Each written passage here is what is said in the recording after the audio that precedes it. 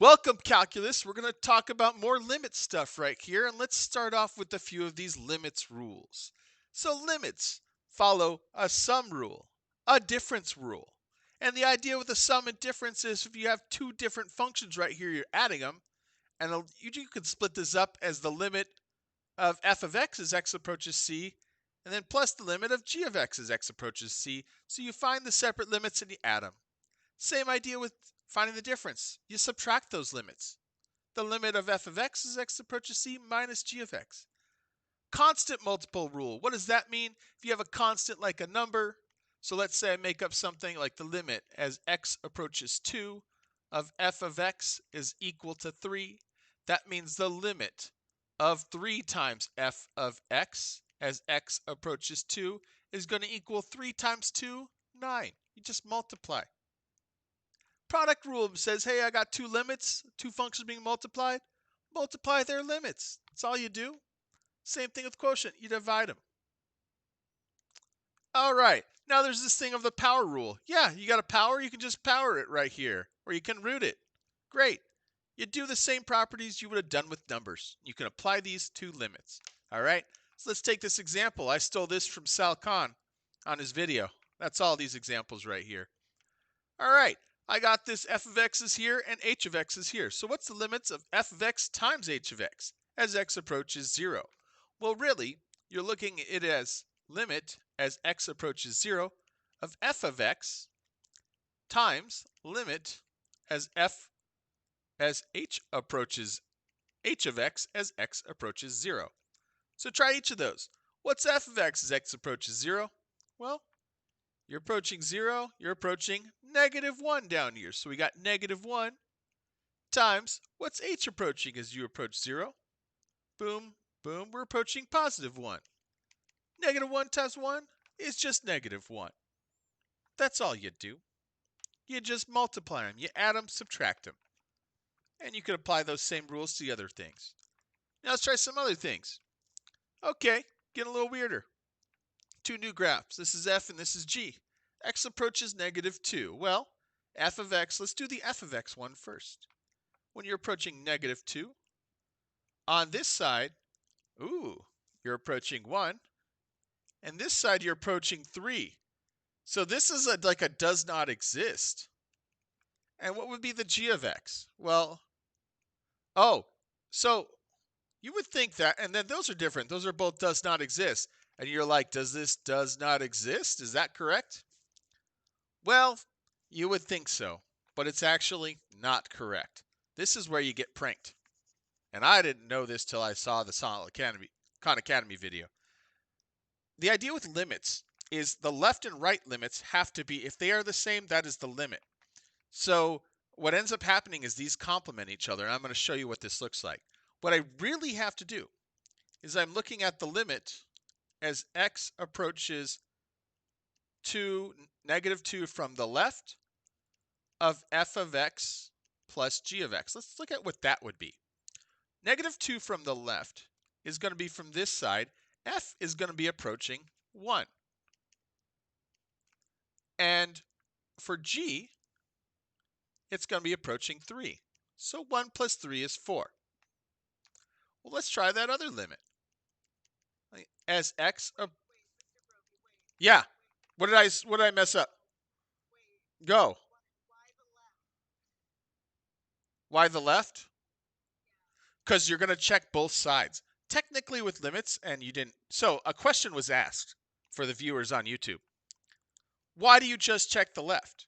Well, I'm going to check the left and the right because the technical Yes, I hated this too. I didn't, and the viewer at home said they hate this. I was getting this problem wrong on Khan Academy, and I was like, wait, really? No, technically this is okay according to Sal Khan. And this is one of those trick questions, man. If they threw this on an AP test, I hope they wouldn't. But it's kind of a neat to understand the real definition of limits here. So you're technically checking the left and right. So this one is actually 1 plus 3, 4. Now let's check it from the right. Well, f approaches 3, and g approaches 1, and 3 plus 1 is again 4. So this limit does not exist because they're a jump. Since they kind of complement each other, the actual answer is 4 because the left and right limits are 4. Yeah, you're like, it. This is just one of those technical definitions of limits that is technically correct. But yeah, it's super frustrating. That's when we start talking about these piecewise functions and stuff like this, that could, I mean, that's frustrating. But hey, that's how it is. I know. I dare them to put that on an AP test. People would cry so much. Okay, so that was that one. Let's try this bottom one. It's like, okay, as you're approaching 1, oh, geez, they're doing the same thing. Okay, so here's where it's different. You technically have to check. So I'm going to try the limit as x approaches 1 from the left. And for f, that's going to be, I'm shorthanding this, that's going to equal 2. And approaching 1 from the left is going to be 0. 2 plus 0 is 2. But as limit as x approaches 1 from the right, that's going to be -1 plus 0, -1. Since they are different, we would say does not exist. That's annoying to check. So yes, they have to be, it does not exist or undefined if they are different. Now let's check number 3. Oh, geez. Okay, I'm going to have to erase my work. Wow, this video is taking longer than I thought.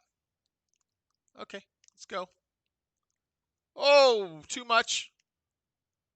Okay, got it.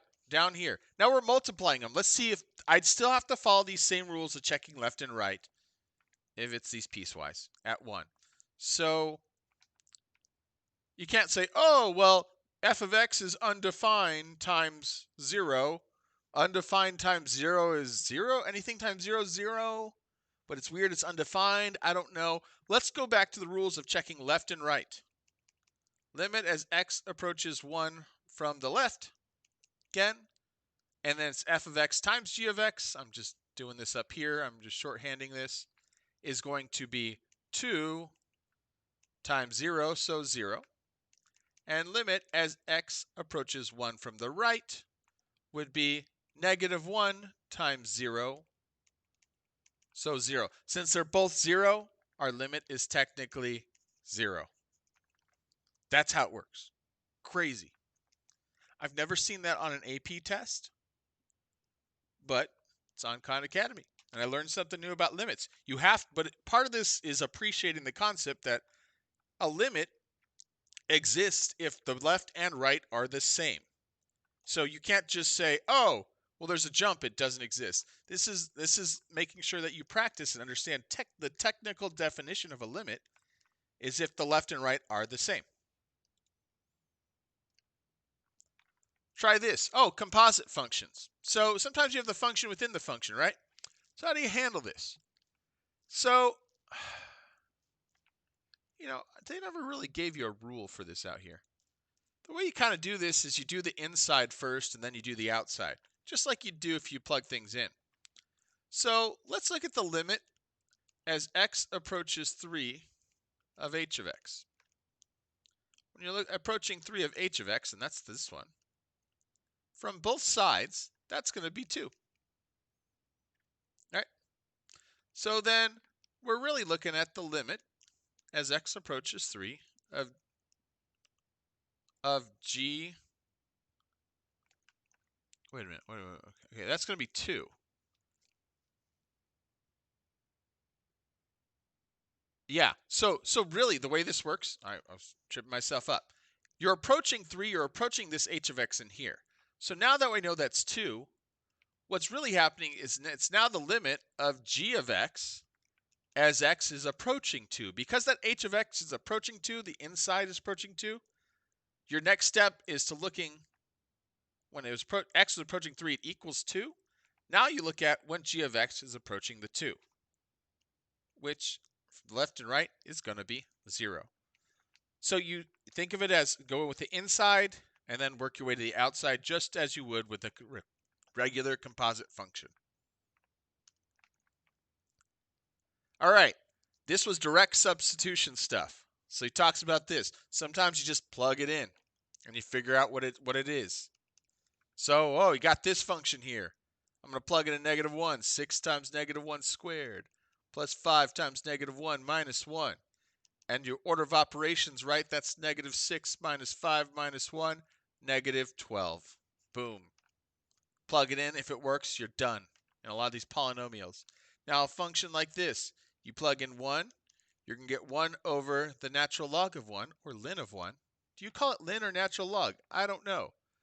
Ln of 1 is going to be 0. 1 divided by 0 is undefined, or does not exist. So that's going to be your answer. If you plug it in, you get like a number divided by 0, undefined. Now, 0 divided by 0 is something else, but that is indeterminate. So that's it. Maybe you plug in a trig function. So that's going to be cosine of pi over 4. So what's the correct answer? What's cosine of pi over 4? That's going to be square root of 2 over 2. You know what cosine of pi over 4 is? It is cosine of pi over 4 on the AP test. Did you know? You do not need to reduce those. You can just leave it like that. If it's free response, don't reduce it. You don't want to get it wrong. Yeah. Oh, yeah. Now, if it was multiple choice, the multiple choice answer probably looks like this. But on AP test, they say don't reduce fractions. Don't do algebra. Don't do pre-calculus. Only do the calculus. You don't have to simplify. Like if you get a fraction that's 2 over 10, you don't have to reduce it to 1/5. What if you get it wrong? If you get an answer that's like 5 minus 3 over 6, and that would equal 2 over 6, which is 1/3, don't reduce that. What if you do the math wrong? This is a correct answer in calculus. You don't do the math. You don't do the algebra. Don't do the pre-calc. All right, let's look at more of these. Left and right limits with piecewise function. Salcon puts this up too. All right, so we're looking 4 plus. The key thing is to look at which function you want to check out right here. So if we're doing 4 from the right, that means bigger than 4. That means for this one, we're dealing with bigger than 4 for this one. So I'll be plugging 4 into this. So that equals the square root of 4, which is 2. Actually, the square root of 4 is just the square root of 4. But whatever. Now let's try this. 4 from the left. The left would be less than 4, so boom, this one's less than 4. We plug 4 in. 4 plus 2, or 4 minus 1. I'm going to simplify because I can. 6 over 3, which is 2. Now what's the limit of 4 of f of x? Well, you have to check the left and the right sides. Well, I did that above. They were both 2 and 2. Since they are the same, that answers 2. Now the last question, they're trying to trick you. And it's f of 2. Well, we're in the domain is x equals 2. That'd be in this domain up here because it's between 0 and 4. So we go 2 plus 2 over 2 minus 1, which is 4. Boom. Last one. Okay, so this is also a piecewise function, but they do it with absolute values. And you want to find this limit right here. Now, this is kind of common to see sometimes. What you really should be doing is check the left and the right sides. Now, some people might write this as a piecewise function. Let's say you couldn't graph this, right? So they say f of x, and I think Salcon does it this way. He writes it as a piecewise, where it's x minus 3 over x minus 3 when x is greater than 3. It's that domain. And because the way absolute values work, it's like the opposite, negative x minus 3 over x minus 3 when x is less than 3. And those are the domains, then you're going to check both sides. So we could do it this way, and then you're checking the limit as x is approaching from the left and right. What I'd like to do with these kind of problems, especially when you see this format where it's like the same x or plus or minus something over that, and you have this absolute value, just plug in some values from the left and right side.